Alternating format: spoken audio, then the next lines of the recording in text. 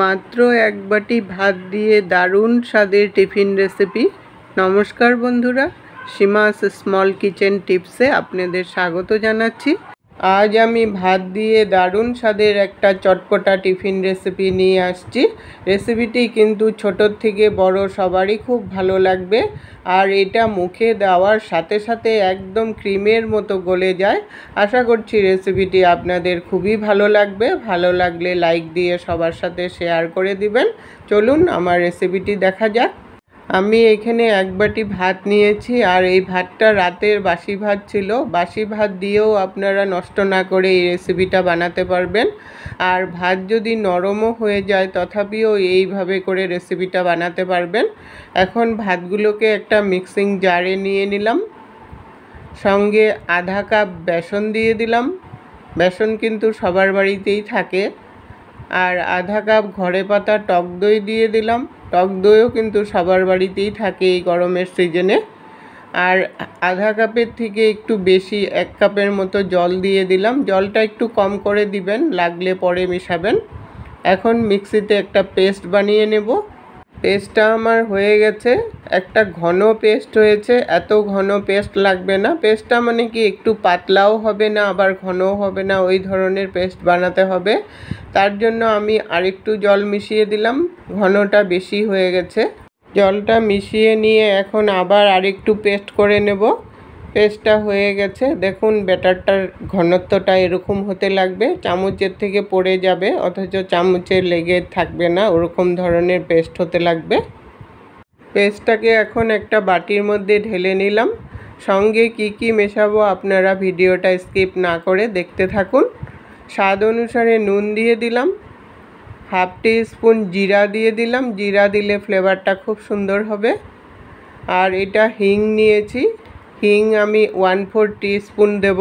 হিংটা অল্প দিলেই হবে, কারণ হিংয়ের খুব স্ট্রং একটা গন্ধ থাকে, তো এই জন্য হিংটা খুব কম দিবেন।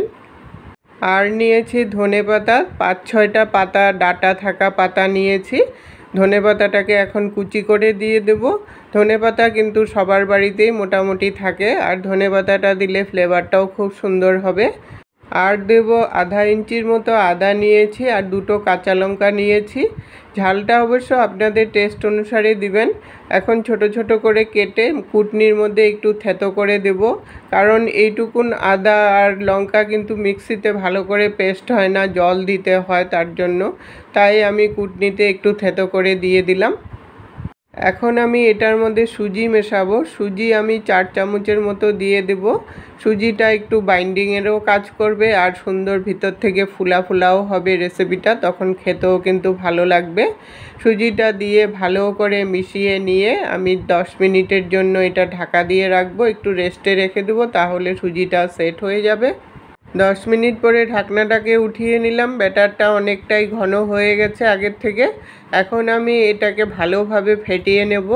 এই ফেটানোটা যত ভালো করে হবে রেসিপিটা কিন্তু ততটাই ভালো হবে। আমি প্রায় 2 থেকে 3 মিনিটের মতো একটু ফেটিয়ে নিলাম। ফেটিয়ে তারপর একটা সাইডে রেখে দিলাম। এখন একটা উঁচু এইরকম একটা থালা নিয়েছি। এই ধরনের থালাতে কিন্তু রেসিপিটা বানাবেন, কারণ ব্যাটারটা দেওয়ার পরে এটা ফুলে উঠবে, তাই একটু কম করেই দিতে লাগবে থালার মধ্যে।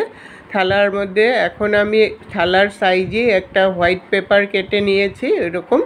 আপনাদের কাছে যদি বাটার পেপার থাকে তাহলে বাটার পেপারও দিতে পারবেন। এখন থালাটার উপরে আমি একটু তেল মিশিয়ে নেব কাগজটার মধ্যে। তেলটা মিশিয়ে নিলে তাহলে ব্যাটারটা দেওয়ার পরে যখন এটা কুক হবে, কুক হওয়ার পরে সুন্দর করে উঠে আসবে। কেক বানানোর সময় যেরকম নিচে কাগজ দিয়ে নিই, ওরকমভাবে কাগজটা দিয়ে নিলে তাহলে খুব সুন্দর করে উঠে আসে। আর এমনি যদি থালার মধ্যে তেল মিশিয়ে দেন তাহলে থালার মধ্যে অনেকটাই লেগে যায়, তার জন্য এই প্রসেসটা যদি ইউজ করেন তাহলে খুব ভালো হয়। থালাটার মধ্যে ভালো করে তেলটা মাখিয়ে নিয়ে একটা সাইডে রেখে দিলাম। এখন ব্যাটারটার মধ্যে আমি এখানে হাফ টিস্পুন বেকিং সোডা মিশিয়ে দেব। এই সোডাটা দেওয়ার জন্যই কিন্তু রেসিপিটা ফুলে উঠবে।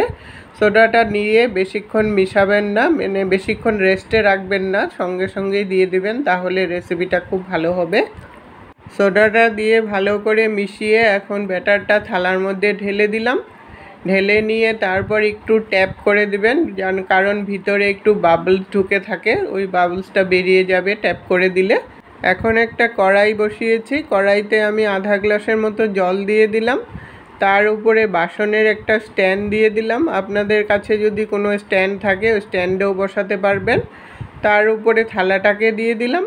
থালাটা দিয়ে একটা প্লেট দিয়ে ঢেকে দিলাম। আর থালাটা একটু সমানভাবে বসাবেন যাতে বেঁকা হয়ে না যায়। তারপর ঢাকনাটাকে লাগিয়ে 10 মিনিটের মতো আগে বয়েল করব। 10 মিনিট পরে একবার চেক করে নেব এটা হয়েছে কিনা।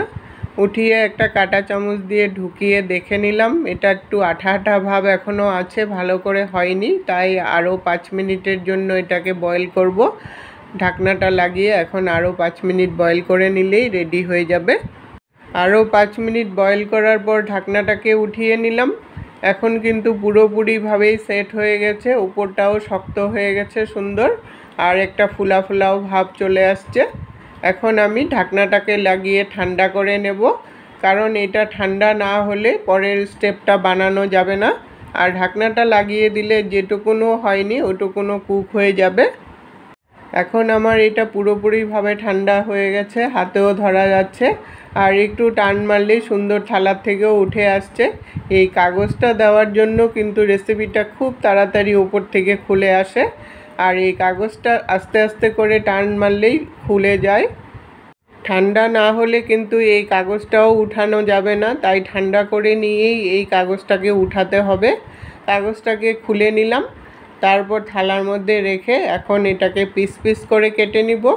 এই পিসগুলো আপনাদের খুশি মতো ছোট বড় যে যেমন পছন্দ করেন সেরকমভাবে কেটে নিতে পারেন। আমি চৌকো শেপের একটা পিস করে নিলাম। এই ভাত দিয়ে যে কত সুন্দর সুন্দর রেসিপি হয়, আপনারা না বানালে না খেলে বিশ্বাসই করতে পারবেন না। আমার চ্যানেলে এই ভাত দিয়ে কিন্তু পাকোড়ার রেসিপিও দেওয়া আছে, আপনারা ইচ্ছা করলে দেখে নিতে পারেন।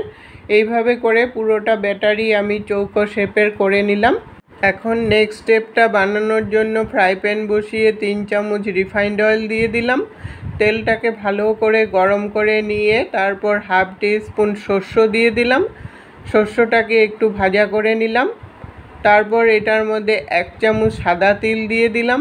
এই তিলটা দেওয়ার জন্য মুখে যখন কামড় পড়ে রেসিপিটা খেতে কিন্তু দুর্দান্ত লাগে। 15-20টা কারি পাতা দিয়ে দিলাম। কারি পাতাটা আর তিলটা একটু সময় ভাজা করে নিতে হবে, যতক্ষণ না কারি পাতার একটা সুন্দর ফ্লেভার চলে আসে। 3 মিনিটের মতো একটু ভাজা করে নিলাম মিডিয়াম আঁচে, হালকা ব্রাউন কালারও চলে আসছে। 4টা লঙ্কা কুচি দিয়ে দিলাম, তাহলে একটু ঝাল ঝাল লাগবে আর খেতেও ভালো লাগবে। লঙ্কাটাকেও একটু ভাজা করে নিলাম, কাঁচা গন্ধটাও চলে যাবে। ভাজা করে নিয়ে তারপর ভাতের পিসগুলোকে দিয়ে দিলাম।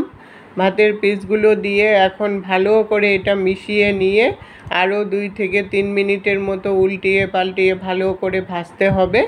এই ভাজাটা যত ভালো করে করবেন রেসিপিটা খেতে কিন্তু ততটাই ভালো হবে। একটু হালকা ব্রাউন কালার যখন চলে আসে ততক্ষণ পর্যন্ত এটা ভাজা করতে হবে। ভাজাটা আমার হয়ে গেছে, একটা হালকা ব্রাউন কালারও চলে আসছে। এখন আমি এটার মধ্যে সাম্বার মশলা নিয়েছি, সাম্বার মশলা দিয়ে দেব। আপনারা ইচ্ছা করলে যে কোনো মশলাই দিতে পারেন, চাট মশলাও দিতে পারেন বা ম্যাগি মশলাও দিতে পারেন, কিন্তু সাম্বার মশলা দিলে সাম্বার মশলার একটা সুন্দর গন্ধও থাকে আর একটু টকটক ভাবও থাকে, তখন খেতে কিন্তু খুব ভালো লাগে। 1 চামচের মতো সাম্বার মশলা দিয়ে দিলাম। দিয়ে ভালো করে মিশিয়ে নিয়ে তারপর ব্যালেন্স হওয়ার জন্য একটু চিনি দিয়ে দিলাম, একটু মিষ্টি মিষ্টি ভাব হলে খেতেও ভালো লাগবে। সব কিছু এখন ভালোভাবে মিশিয়ে নিয়ে আরও 2 মিনিটের মতো একটু উল্টিয়ে পাল্টিয়ে ভাজা করে নেব। ভাজা করে নিলেই রেসিপিটা কিন্তু একদম রেডি হয়ে গেল। আজ আমি চটপটা স্বাদের ভাত দিয়ে সুন্দর টিফিন রেসিপি বানালাম। রেসিপিটা কেমন লাগলো বন্ধুরা কমেন্ট করে জানাবেন। রেসিপিটা দেখুন কতটা সফট হয়েছে, একদম হাতে ধরলেই কিন্তু ভেঙে যাচ্ছে।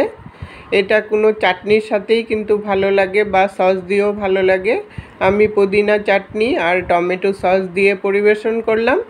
আজকের টিপস, পুদিনা পাতা অনেক দিন ফ্রেশ রাখতে হলে এয়ারটাইট কন্টেনারে করে রেখে দিবেন, তাহলে অনেক দিন ফ্রেশ থাকবে। এতক্ষণ সঙ্গে থেকে বহুমূল্য সময় দিয়ে আমার ভিডিওটা দেখার জন্য অসংখ্য ধন্যবাদ বন্ধুরা। আবার দেখা হবে নতুন রেসিপির সাথে। সুস্থ থাকুন, ভালো থাকুন।